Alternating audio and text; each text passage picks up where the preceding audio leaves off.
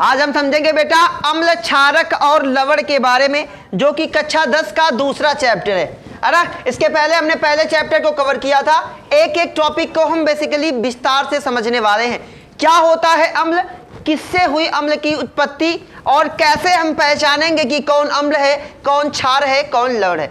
आप अपने आसपास बहुत सी वस्तुएं देखते हैं, आप कुछ खाते हैं, कुछ अलग अलग चीजों का सेवन करते हैं, अलग अलग चीजें खाते हैं जिनके स्वाद में आपको परिवर्तन आता है। मतलब खा के लगता है कि इसका स्वाद कुछ और है, इसका स्वाद कुछ और है ना। कुछ होते हैं जो खट्टे होते हैं, कुछ मीठे होते हैं, कुछ ऐसे होते हैं जिनका कोई स्वाद नहीं होता।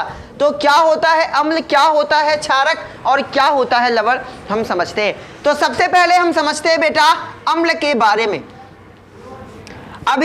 अभी के लिए तो हम जानते हैं कि अम्ल किसे कहते हैं, लेकिन जब अम्ल की एक प्रॉपर परिभाषा नहीं थी, मतलब सभी लोग प्रॉपर परिभाषा नहीं जानते थे, तब अम्ल को कैसे डिफाइन किया जाता था, यानी कि तब अम्ल को कैसे पहचाना जाता था। जैसे अभी आप किसी से पूछोगे तो कहेगा कि वे पदार्थ जो स्वाद में खट्टे होते हैं उन्हें क्या कहते हैं, उन्हें अम्ल कहते हैं। हाँ, बेसिकली ये ठीक भी है परिभाषा, लेकिन जब ये वाली परिभाषा तब के लिए थी जब आर्हेनियस का सिद्धांत नहीं आया था।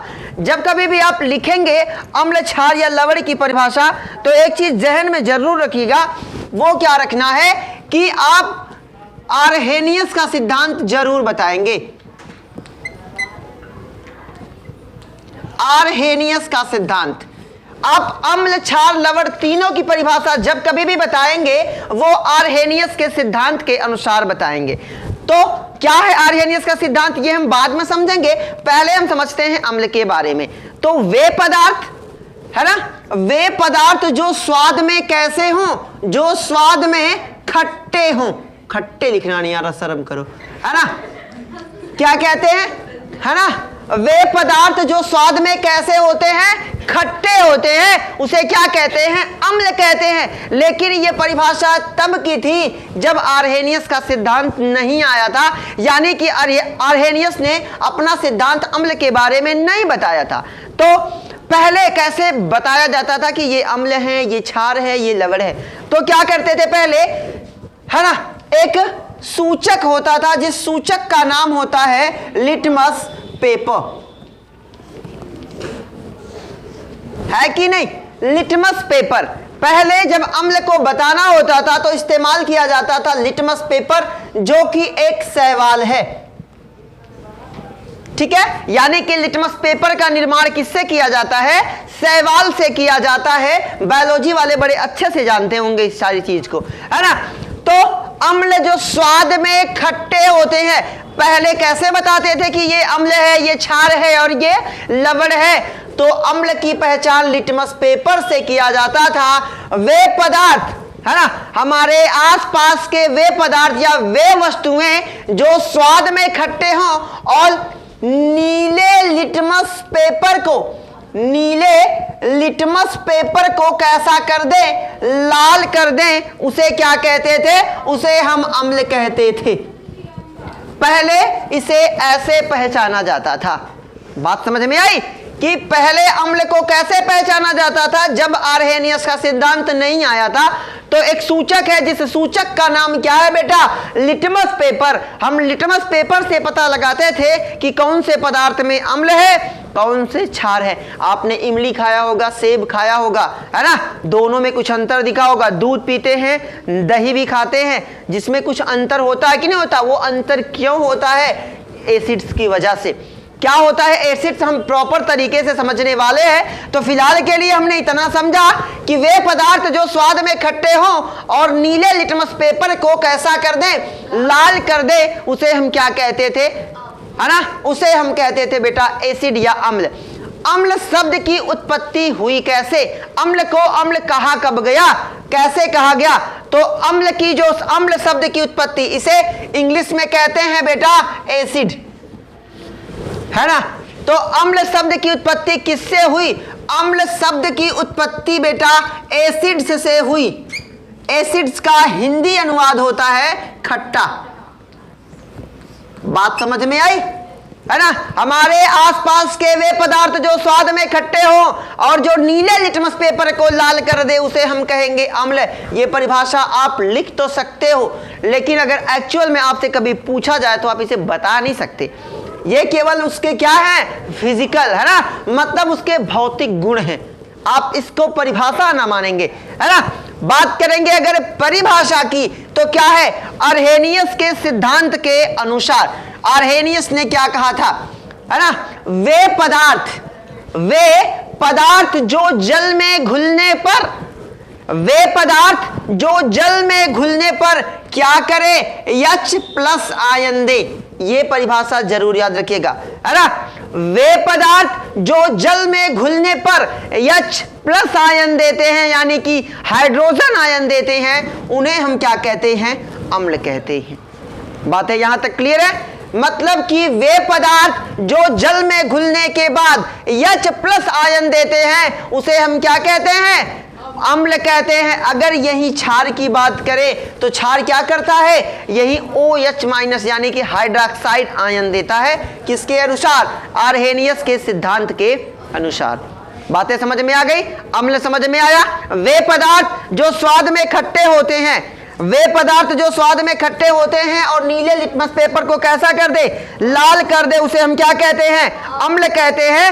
अर्हेनियस के सिद्धांत के अनुसार वे पदार्थ जो जल में वियोजित होने के बाद या जल में घुलने के बाद क्या करते हैं, H+ आयन यानी कि हाइड्रोजन आयन देते हैं, उन्हें हम क्या कहते हैं, उन्हें अम्ल कहते हैं। जैसे अगर आप समझना चाहो अम्ल के एग्जाम्पल, आपने इमली देखी होगी, कभी कभी पूछ देता है, ये कक्षा 7-8 से आपको पढ़ाया जा रहा है कि इमली में कौन सा अम्ल पाया जाता है। तो इमली में कौन सा अम्ल पाया जाता है, टार्टरिक अम्ल पाया जाता है। दही खाते हैं, है ना, दही में कौन सा अम्ल पाया जाता है बेटा, है ना, तो दही में कौन सा अम्ल पाया जाता है, लैक्टिक एसिड। ये आप बहुत पहले से जानते हैं और आप ये भी जानते हैं कि लैक्टिक एसिड का स्रावण कौन सा बैक्टीरिया करता है, लैक्टोबैसिलस नामक बैक्टीरिया होता है जो लैक्टिक अम्ल का क्या करता है, स्रावण करता है। बातें यहां तक समझ में आई। हमने क्या क्या समझा, वे पदार्थ जो स्वाद में खट्टे व नीले लिटमस पेपर को कैसा करें, लाल करें, ये आप लिख सकते हैं बट बता नहीं सकते, है ना। अर्हेनियस के सिद्धांत के अनुसार वे पदार्थ जो जल में वियोजित होने के बाद H+ आयन देते हैं, उन्हें हम क्या कहते हैं, उन्हें हम कहते हैं बेटा अम्ल कहते हैं। बात समझ में आ गई। ये केवल और केवल H+ आयन ही देगा, ये कभी भी कोई और आयन नहीं देगा। ये जब कभी भी जल में घुलेंगे तो केवल और केवल H+ आयन यानी कि हाइड्रोजन आयन देंगे और कोई आयन कभी भी ये नहीं देंगे। बात समझ में आई, अम्ल समझ में आया। तो ये था आपकी अम्ल की प्रॉपर परिभाषा अर्हेनियस के सिद्धांत के अनुसार। बातें समझ में आ गई। अगर फल की बात कर दे तो ज्यादातर जो फल होते हैं उनमें पाया जाता है बेटा साइट्रिक अम्ल। 2-4 नाम आपको याद रखने होंगे कि कौन से पदार्थ में कौन सा अम्ल पाया जाता है। बातें यहां तक समझ में आ गई, अम्ल समझ में आया। अब हम समझेंगे अम्ल के प्रकार के बारे में। क्या होता है अम्ल, क्या अम्ल के प्रकार भी होते हैं? जी हाँ बिल्कुल, है ना। 2 प्रकार के अम्ल आपको पढ़ने हैं। पहला होता है प्रबल अम्ल, पहला होता है प्रबल अम्ल। क्या होता है प्रबल अम्ल? और दूसरा होता है दुर्बल अम्ल, है ना। पहला अम्ल हो गया हमारा प्रबल अम्ल और दुर्बल अम्ल। आप देखोगे, लेकिन एक चीज बेटा याद रखना कि जितने भी ज्यादातर जो एसिड्स होते हैं, है ना, जो ज्यादातर एसिड हैं वो कौन वाले, प्रबल अम्ल जितने भी होंगे वो खनिजों से बनाए जाते हैं, यानी कि प्रयोगशाला में बनाए जाते हैं। ऐसे समझो, मतलब अगर आप अपने आसपास जितने भी फल, दूध, दही से अगर आप देखोगे जो एसिड मिलते हैं, जो प्राकृतिक एसिड होते हैं, वो आपके शरीर पर बुरा प्रभाव नहीं छोड़ते हैं लेकिन कुछ मात्रा में। लेकिन जो प्रबल अम्ल है ये कहाँ बनाए जाते हैं, याद रखिएगा, जो प्रबल अम्ल हैं वो हमेशा कहाँ बनाए जाते हैं, प्रयोगशाला में यानी कि लैब में यानी कि मानव द्वारा बनाए जाते हैं, है ना। ये एकदम छोटी सी पहचान है, लेकिन याद रखेंगे प्रबल अम्ल हमेशा प्रयोगशाला में बनाए जाते हैं। प्राकृतिक रूप से जितने भी पदार्थ हैं उनमें कौन सा अम्ल पाया जाता है? उनमें दुर्बल अम्ल पाया जाता है। इसी वजह से आप इमली खा पाते हो। अगर सोच के देखो, HCl यानी कि हाइड्रोक्लोरिक एसिड कहाँ पाया जाता है मनुष्य के शरीर में? आमाशय में पाया जाता है। अगर वो फल में अवेलेबल होता तो आप खा पाते? नहीं खा पाते। वो आपकी स्किन को जला देती। इतने मतलब सक्रिय होते हैं कि अगर आपके हाथ पे, आपकी हथेली पे तेजाब रख दिया जाए तो इधर से छेद करके इधर निकल जाएगा। वो बात समझ में आ रही है? ये इतने सक्रिय होते हैं। कौन वाले? प्रबल अम्ल। दूसरा होता है दुर्बल अम्ल, है ना। तो हम समझते हैं कि कौन होता है प्रबल अम्ल, तो परिभाषा समझते हैं। लेकिन ये याद रखना कि ये प्रबल अम्ल कहाँ बनाए जाते हैं? प्रयोगशाला में।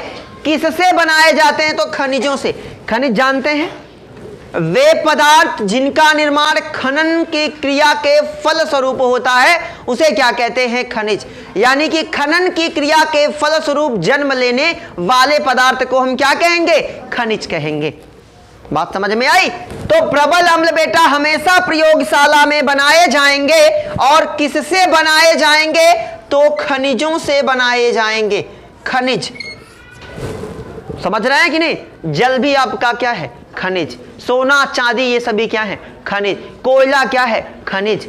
बात समझ में आ रही है ना। तो जिसे खनन की प्रक्रिया के फल स्वरूप निकाला जाए उसे क्या कहेंगे? खनिज कहेंगे। आगे बढ़े, समझते हैं अगला टॉपिक। ठीक है, तो आगे समझते हैं प्रबल अम्ल की प्रॉपर वाली परिभाषा जो कि है सही वाली, है ना। तो वे पदार्थ या वे अम्ल जो जल में क्या हो जाएं? पूर्णतया वियोजित। वे अम्ल जो जल में पूर्णतया वियोजित हो जाएं उन्हें क्या कहेंगे? है ना, वियोजित हो जाएं उसे क्या कहेंगे? उसे कहेंगे बेटा प्रबल अम्ल। जैसे फॉर एग्जाम्पल अगर हम समझना चाहें तो हाइड्रोक्लोरिक एसिड H2SO4 यानी कि सल्फ्यूरिक एसिड। बात समझिए, प्रबल अम्ल क्या होता है? वे अम्ल जो बहुत सक्रिय होते हैं, यानी कि वे अम्ल आप ऐसे भी लिख सकते हैं, वे अम्ल जो प्रयोगशाला में खनिजों से बनाए जाते हैं, कई खनिजों को मिलाकर बनाए जाते हैं, उन्हें क्या कहते हैं? प्रबल अम्ल कहते हैं। परिभाषा की बात करें तो वे अम्ल जो जल में पूर्णतया वियोजित हो जाते हैं या फिर हो जाएं उन्हें हम क्या कहते हैं? प्रबल अम्ल कहते हैं। अगर बात करें दूसरे अम्ल की तो दुर्बल अम्ल, यानी कि जो कहाँ? जो प्राकृतिक रूप से मिलता है। वे अम्ल जो प्राकृतिक रूप से उपलब्ध हो, प्राकृतिक रूप में उपलब्ध हो, यानी कि फल, सब्जी, है ना, दूध, दही, इसमें मिलने वाले जो एसिड्स हैं वो कैसे होंगे? दुर्बल होंगे। और इनका आपके शरीर पर ज्यादा कुप्रभाव यानी कि बुरा प्रभाव नहीं पड़ता है, बशर्ते क्या होता है कि अगर इनमें कोई किसी प्रकार मतलब इन्हें ले जाके लैब में कोई टेस्ट वगैरह या कोई खनिज मिला के इन्हें ना बनाया जाए प्रबल। तो बात समझ में आई? तो प्रबल अम्ल कहां बनाए जाते हैं बेटा? प्रयोगशाला में। खासियत क्या होती है कि जल में पूरी तरह से घुल जाते हैं, उसे क्या कहेंगे? उसे कहेंगे प्रबल अम्ल। एग्जाम्पल की बात करें तो HCl हाइड्रोक्लोरिक एसिड और दूसरा होता है सल्फ्यूरिक एसिड यानी कि H2SO4। आगे बात करेंगे दुर्बल अम्ल के बारे में, तो वे अम्ल जो प्राकृतिक पदार्थों में उपलब्ध होते हैं, है ना, वे अम्ल जो प्राकृतिक पदार्थों में उपलब्ध होते हैं जिन्हें लैब वगैरह में नहीं बनाया जाता उन्हें हम क्या कहेंगे? है ना, उन्हें कहेंगे दुर्बल अम्ल। बात समझ में आ गई? अगर हम इसकी परिभाषा दूसरे तरीके से बताना चाहें तो देखो, ये पूर्णतया जल में क्या हो जाता है? वियोजित। तो ये क्या होगा? जल में वियोजित नहीं होगा, यानी कि वे अम्ल जो जल में पूर्णतया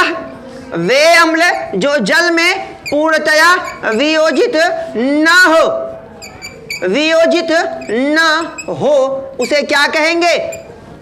उसे कहेंगे बेटा दुर्बल अम्ल। बात करें इसके एग्जाम्पल की तो हाइड्रोजन साइनाइड। समझ रहे हैं कि नहीं समझ रहे हैं?